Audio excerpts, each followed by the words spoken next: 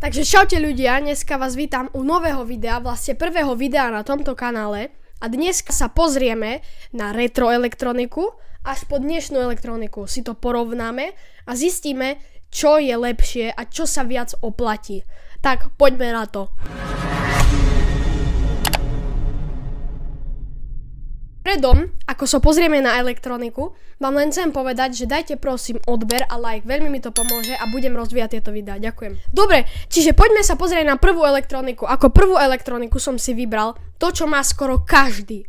Je to telefón. Áno, pozrieme sa na telefóny od dávna, skoro od tých prvých telefónov až po dnešné telefóny. Ako tie prvé telefóny nemám, pretože ten vyzeral nejako takto. Ale ja mám niečo staré, ale není to úplne najstaršie. Tak ako najstarším, podľa mňa, tu máme takýto telefón, ktorý je otvárací, ktorý sa dá otvoriť. Je to tlačítkový telefón, ktorý sa dá otvoriť. Je to od značky Samsung, čo je dosť super. Je to dosť super. A ako môžeme si všimnúť, tie prvé mali ešte antény. A tento je dosť malý na to, že je starý. Pretože tie veľké telefóny, tie prvé, sa pozrite, aké sú extrémne obrovské. To je neskutočné. Tak toto je podľa mňa z tých, ktorých máme asi najstarší. Teraz by som sa pozrel na asi tento. Je to od značky Nokia. Tiež jeden z najstarších, ktoré tu mám. Keď ste sa chceli dostať k foťaku, museli ste takto to flipnúť. Hop. Tiež je tlačítkový, to sú len malé displeje, ale tak v tej dobe to asi stačilo na tie telefonovania na toto. Teraz je tu niečo lepšie, novšie, má to väčší displej, je to tiež tlačítkové a vyzerá to už trošku lepšie, no ten stav, lebo je to staré predsa. Tiež je to značka Nokia. A teraz niečo, čo je najbližšie k dnešným telefónom, je tento tu na Samsung, ktorý som našiel. Tak to vyzerá. Tiež Samsung, čiže asi tie staré telefóny vyrábal len Samsung. Ale veď si domyslíte tam ten iPhone, nový nejaký telefón a celkom tam je tá podoba. Akože dobre tie rámy, ale veď ten telefón môže byť z roku napríklad 2011, čo ja viem. A toto je jeden z najnovších iPhoneov a je to dosť podobné. Čiže to som vám len chcel povedať, že je to jeden z najbližších telefónov k dnešným telefónom. A je škoda, že v tom videu neukazujem nejaký z nových tak. A je to už dosť podobné dnešným telefónom, ale stále môžeme vidieť, že je to maličké. Tak. A všetci dobre poznáme tie najnovšie telefóny, pretože možno pozeráš video z neho. Možno, že pozeráš nejakého takého, ale pochybujem. A ja momentálne natáčam na jeden z najnovších iPhoneov, je to iPhone 15 Pro. Kvalita je úžasná, je to ako nejaké foťaky, k tomu sa ešte dneska dostaneme. A to sú asi porovnania prvých telefónov. Zatiaľ je to také o ničom, lebo všetci poznáme dobré telefóny, ale v tomto videu sa pozrieme na veľmi staré a zvláštne veci. A to je asi z týchto telefónov všetko. Poďme sa pozrieť na ďalšiu elektroniku, to bude fakt zaujímavé. Takže ako ďalšiu elektroniku retro som si vybral hračky, pretože áno, v tej dobe boli už aj retro hračky na ovládanie, rôzne autíčka. Ja tu mám jedno Mercedes auto na ovládanie, je to dosť iné auto ako auta, ktoré sú dneska na ovládanie. Mám aj ja nejaké a je to fakt dosť veľký rozdiel. Toto tu som kúpil od jedného pána cez internet a je to naozaj staré. Je to vyrobené ešte v Československu a je to z roku 1976.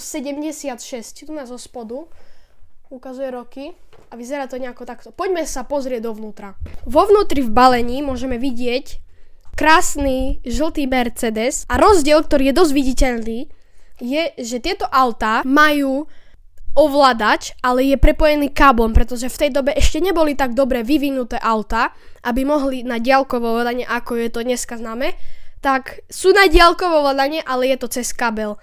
Toto auto je fakt pekné, na tú dobu je to dosť dobre zachované. To vyzerá fakt dobre a je to jedna z najkrajších vecí, ktoré tu na dneska máme, ale sú tu ešte viac zaujímavé, tak pozerajte do konca.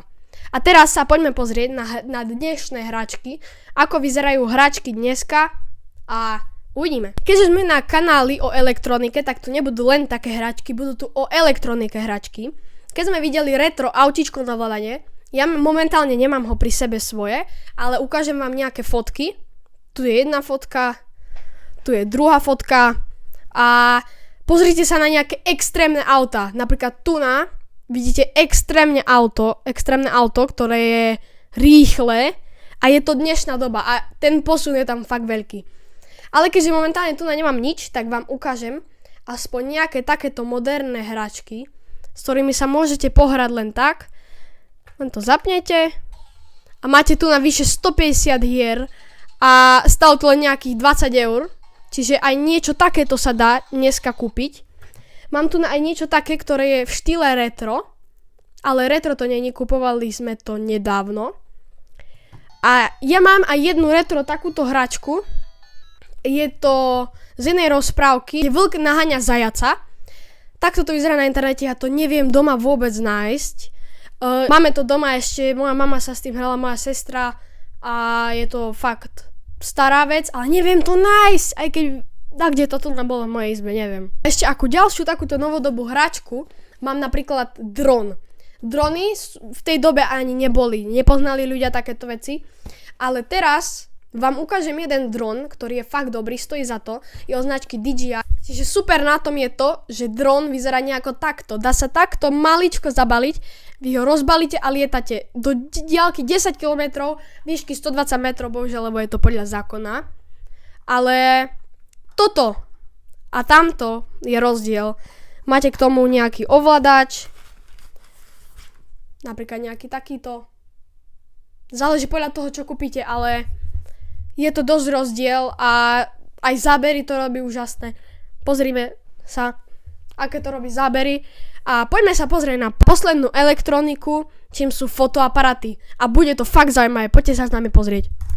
Teraz sa pozrieme na fotoaparáty od najstarších fotoaparátov až po tie dnešné fotoaparáty. Poďme sa na to pozrieť. Takže teraz sa pozrieme asi na najzaujímavejšiu vec dňa. Mám tu na starý fotoaparát, ktorý fotí ešte aj na filmy, tak poďme si to otvoriť. Ako môžeme vidieť, balenie je primerané tomu veku. Wow. V balení sa nachádza fotoaparát a to je zatiaľ všetko.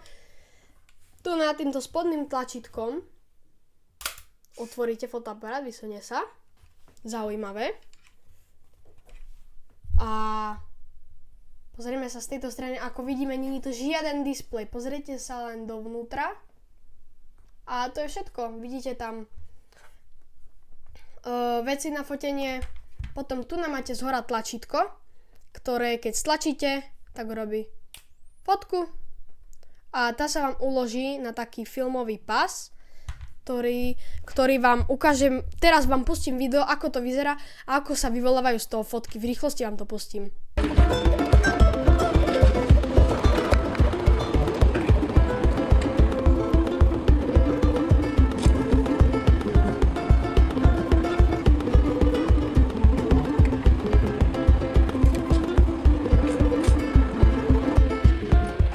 Black and white paper has a hard time seeing red. That's why you use a red light in a dark room. Check the size on this. Here goes. Wish me luck. And there is a first very poor copy of our picture. Dobre, čiže teraz ste videli video, ako to vyzerá. Aj z tých fotiek, aj tak, jak to vyzerá.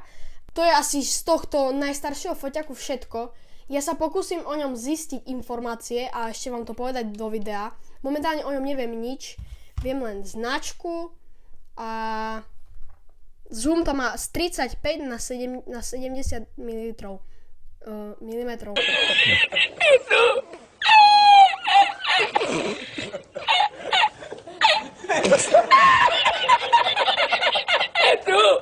Toto je asi z najstaršieho fotoaparátu teraz všetko a poďme sa pozrieť na novšie fotoaparáty.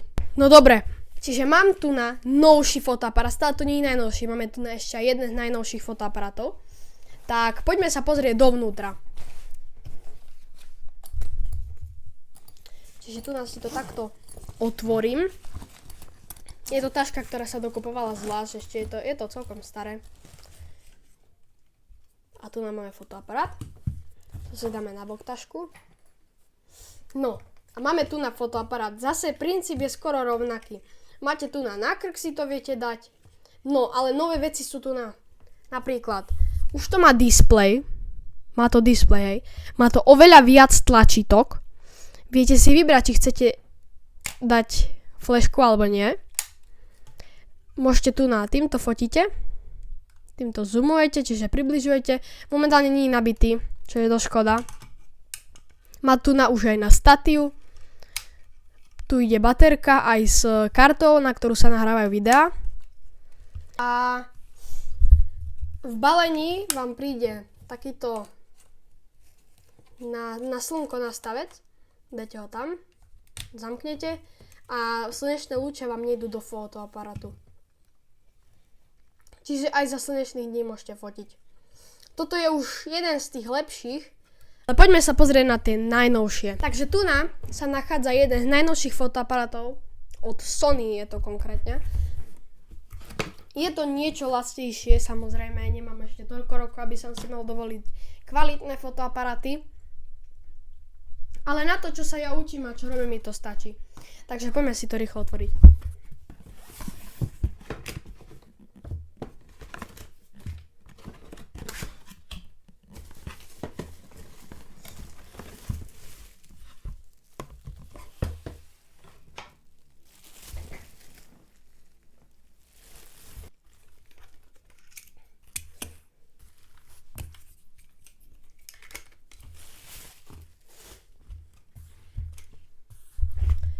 No dobre, čiže mám tento fotoaparát vybratý.